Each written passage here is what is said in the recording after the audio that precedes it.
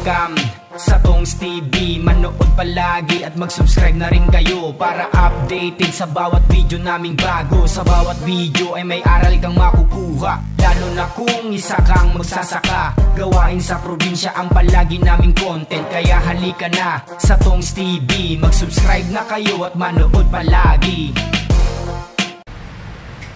Yo, magandang araw mga Katongs TV. Grabe, halos ilang araw nang umuulan. Buti na lang yung bagyo walang dalang hangin, kaya ulan lang talaga. So salamat na rin at walang hangin, ano.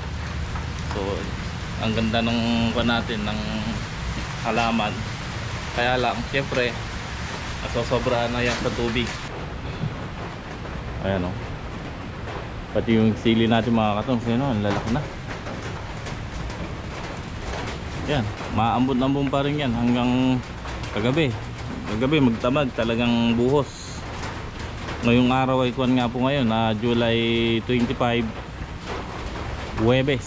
So kahapon wala tayong vlog at hindi naman din tayo nakapagtrabaho dahil nagwan lang kami na ng kanal, nag-ayos lang ng kanal sa mga natutubig. So ngayon, ayan, tinutulusan na. Kahapon hindi rin pumasok yung dalawang arawan nito. Bali pumasok lang sila Lunes, Martes, kahapon hindi. Tapos ngayon, ayan, pumasok sila. Tuloy kami sa pagbabalag dito sa talong. Ngayon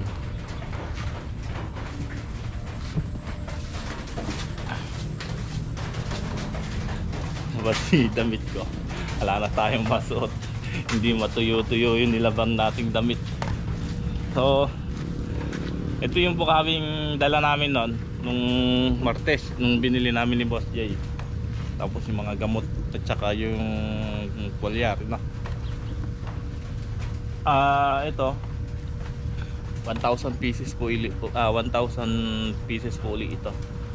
Ito magaganda ngayon yung bukawi na nakuha natin. Malalaki yan, yan ang bukawi talaga, sulit yan. Kahit ilang kuwan tatagal kesa doon sa yung ganito. Yung kamatis natin okay naman, ano, at wala namang ganong natutubig dahil inayos. Buti kuwan, napa-araro ko yung gitna bago umulan. So yan, ulitin uli ang araruhin para at least hindi na tubuan ng damong gano. Okay naman yan mga Katongs. So yun, lalaki na ng kamatis, pati yung sili. Then yung huli nating tanim na talong, dito tayo. Tapos ayun nga po mga Katongs, ano, may hinahakot si Boss J na chicken manure, 200 sako.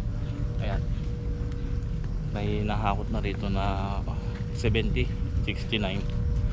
So ito ilalagay namin dito sa talong. Ayan na yung kamatis natin, grabe. Ayan. Yan na ang kamatis natin, ang lalaki na mga Katongs. Ito isprayan ko ng punggusay dyan oras na huminto yung ulan. Aagapan natin. Hihingi nga uli siya ng pangalawang balag.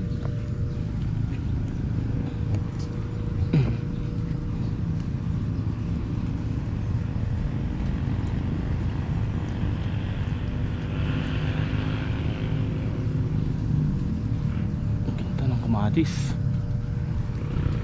Yung talong natin, ayan, yung huling tanim, update ko rin kayo. Ayan, slow yan, lumalapad na ang dahon, kamukha ng kabila. Ayan yung talong.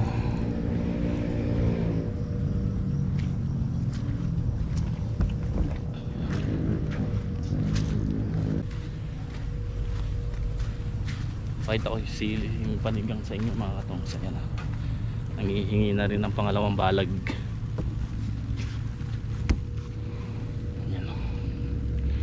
kasalukuyan naglalaglag ng mga bulaklak.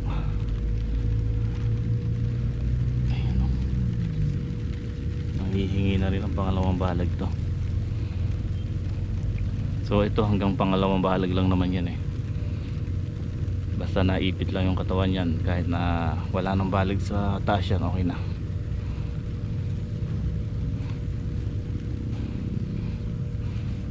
Yung talong, ayan, napaglagay kami ng nylon. Eh, inipit ko nga po yan, ano, kabilaan. Ito.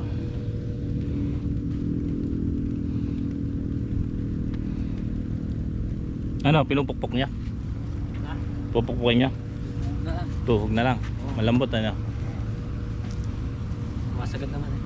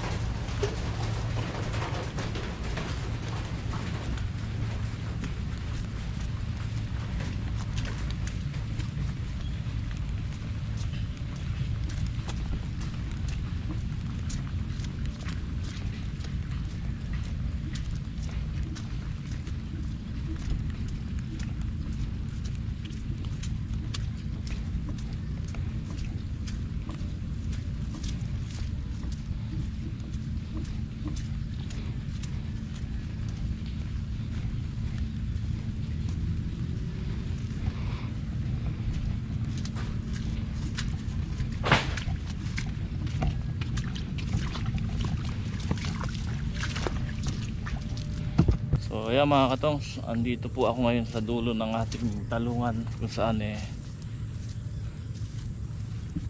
ito yung kabila ng sapa, tapos ito yung dulo ng kan natin. So kung nakita nyo po yan, lumalalim. Galing lang po kasi ito yung tubig dito sa may palayan, dyan lang po manggagaling yan. Ang kaya lang po naging lumalim, ito yung nilibot namin na taniman ng palay.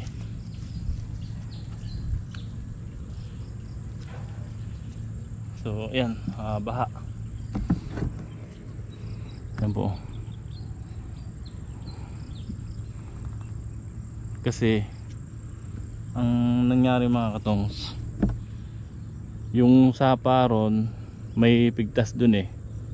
So yung tubig na nanggagaling sa sapa ayun pumapasok dito.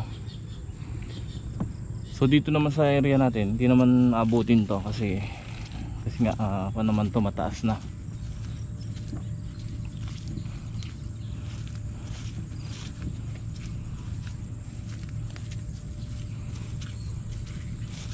Yung talungan natin pasikatirin na naman to kasi pinakuan ko lang kay Bato noon, pinahalipaw ko lang para at least hindi ganong kuan pagka inulit ng tanse.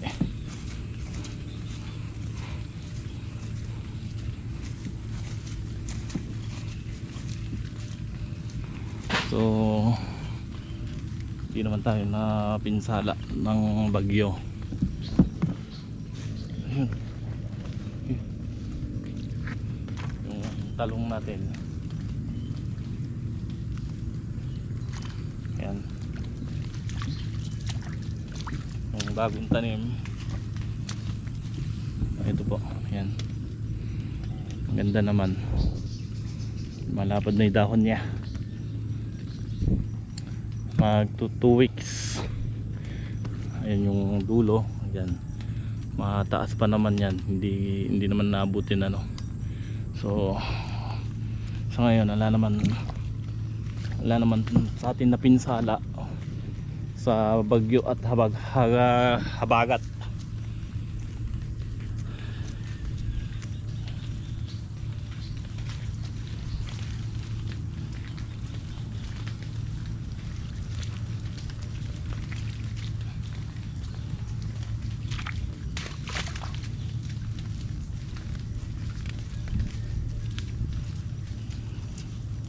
Daming bulaklak ang talong natin. Dami ng bulaklak.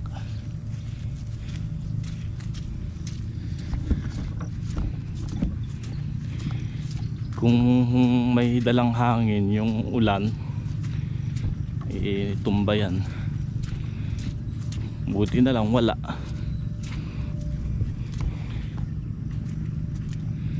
Ayun yung inayos naming mga kanal, kaya alang natutubig ngayon dyan. So itong dinadaanan ko na yan, ito yung inisprayan ko ng Interline.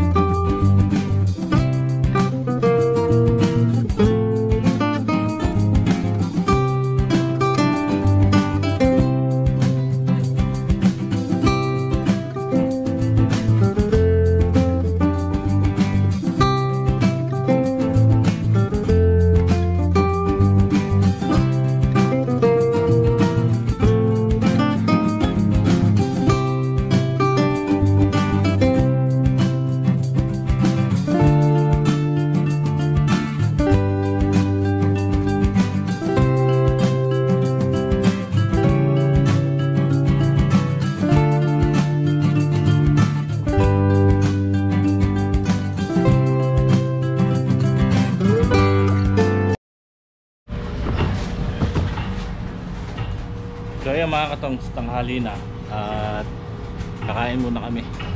So paglalagay na nga po kami ng ano, ng nayari na nilang tulusan tong una at pangalawang block.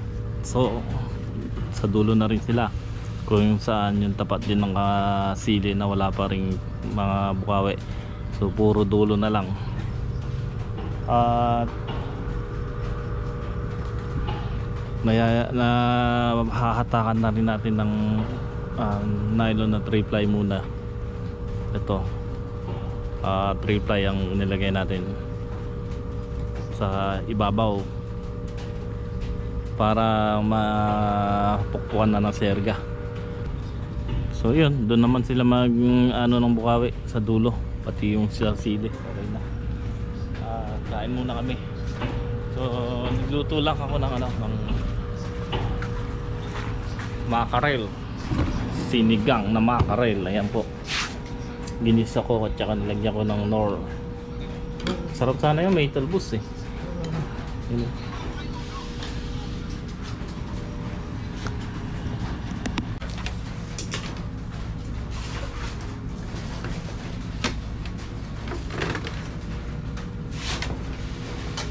Masarap yung chicharon. Ano? Yung masarap. Ibigis pa nga ako kayo eh.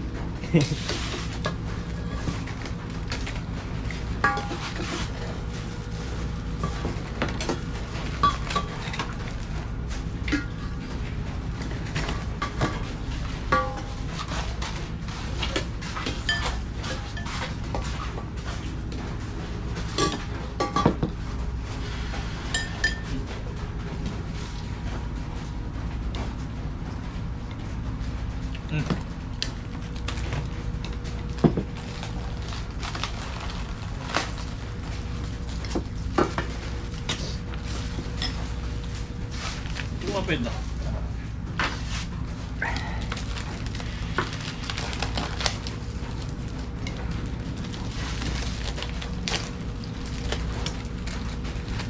Yung mga katongs, patuloy po ang aming pagtatrabaho dito kahit na umuulan.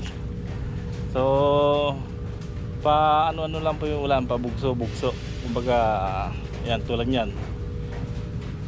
Nakapila ngayon, so mamaya medyo ulan, kaya lang mahina na, hindi katulad kagabi talagang buhos. Yan, nagseserga na nga po kami ni Bato rito kasi may mga hila na yung ibabaw niyan, kaya sesergahan na namin.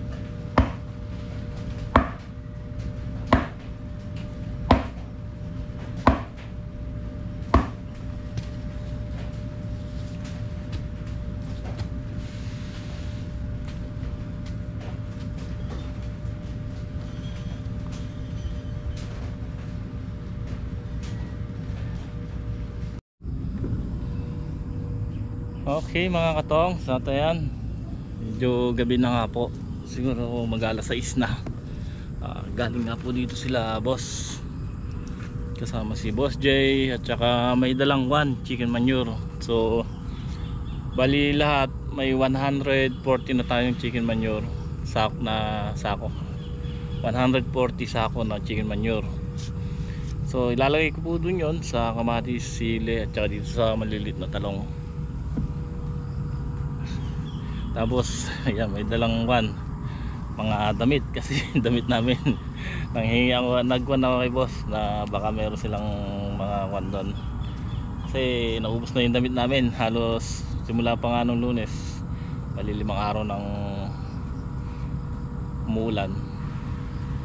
So ayan, hindi tayo makatuyo, yung damit namin ubos na, last na to.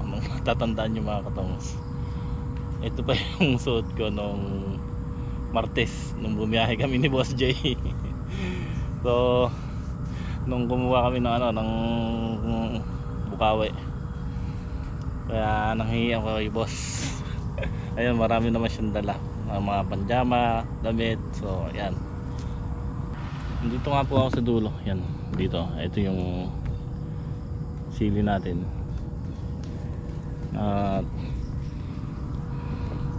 Sa ngayon sana wag naman biglang uminit, kasi yan ang delikado. Nababad sa tubig yan, kahit na hindi na naman nababad kasi dire-diretso yung ulan. Kagandahan lang dito, pagtapos ng ulan tuyo kagad, hindi siya nabababad na natutulog yung tubig. So sana makikita natin yan mga 2 to 3 days kung ano naging kuwan sa halaman ng pagkaulan na yan, kasi ilan araw na hindi na-sprayan to. Kailangan every 3 days i-spray tayo dito, lalo na maraming puno mangga. May mga hayop din na nakatira sa ibabaw, sa taas. Ito nga po pala mga katungs yung nagawa nila pa rito. Naka 2, 4, 5 tudling sila dito na tayuan ng Bukawi sa dulo. So ito yung pinakadulo na sinasabi ko, pati yung sili na wala pang balag, kasi yan medyo maliliit pa naman yan.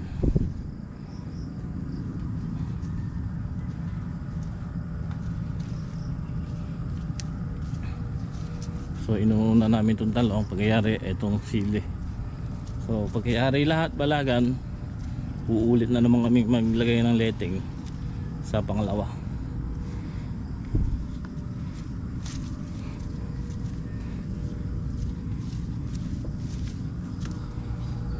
So 10 tudling na lang dito sa talong, kasi 5 tudling na nalagyan nila, 10 tudling. So ayan, nag-share kami dito. Bali hindi ko diretso ang ginawa, magtatayo pa rin tayo ng ganito poste, kahit yung mga bukawing malalaki lang, para at least hindi nakalarga na diretsuhan, kasi may bumigay man yun, hindi na damay, hindi damay lahat.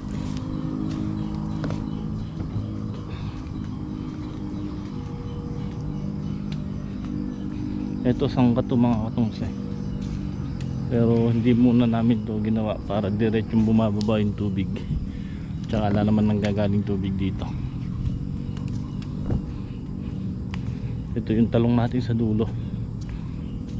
Pansin ko mga katungs, parang mas malakas ang lupa rito sa dulo.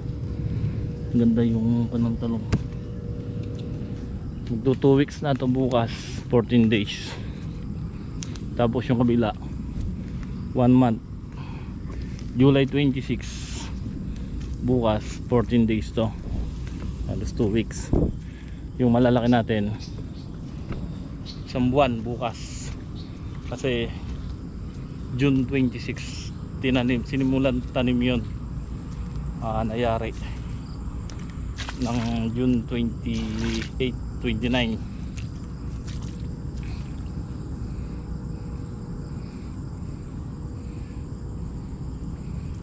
Ito yung sinasabi ko, buti na lang hindi natin nadiretso yung tanim dito. Mababa to eh. Ayun, hindi pinutol natin dito. So ito siguro tatanim na lang tayo dito.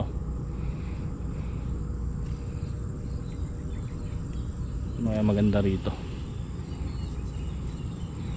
kasi mababa to. Ayan, tingnan nyo kung napansin nyo po mga katongs, ito yung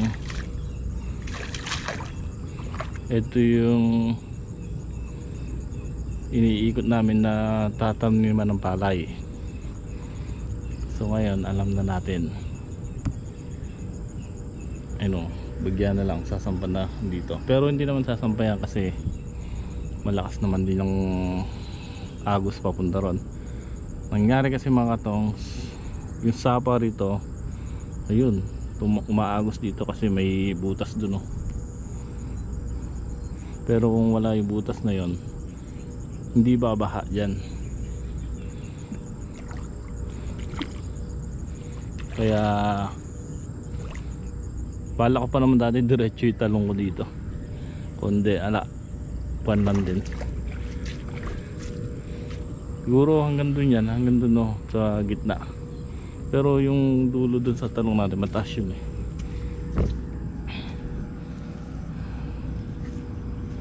Ito, haba na ito mga katongs. Ilang tray ang pumasok dito? Nasa 30 mahigit. Tapos ilang tudling yan? 1, 2, 3 4, 5, 6, 7, 8, 9, 10, 11, 12 2, 4, 6 13. Yun nga lang, ito talaga nag-i-stock ng tubig. Ito, kwanto eh, malalim to, pinagano ng kalabaw.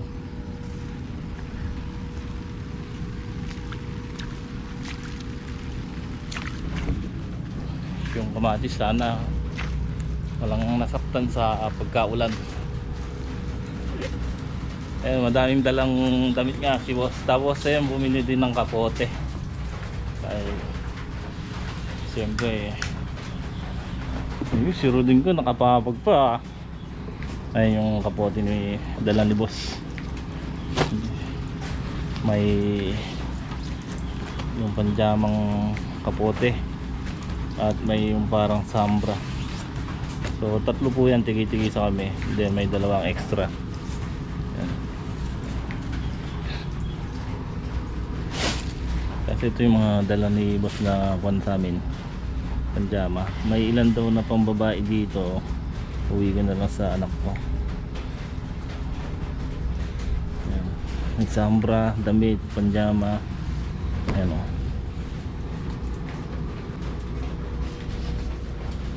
Ayan, damit. Ito, sambra.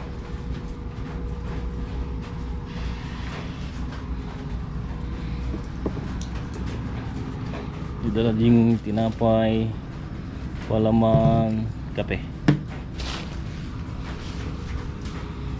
Roden, baba ka dyan, Roden.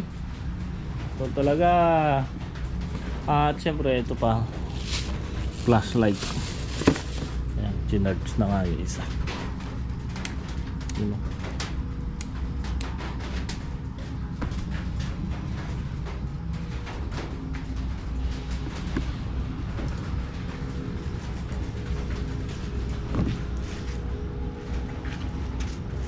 Ay. So paano mga katongs, hanggang dito na lang muna ang aking vlog ngayong araw, July 25. And bukas yan, isang buwan na yung ating talong dito. Isang buwan itong bungad, yung dulo wala pa.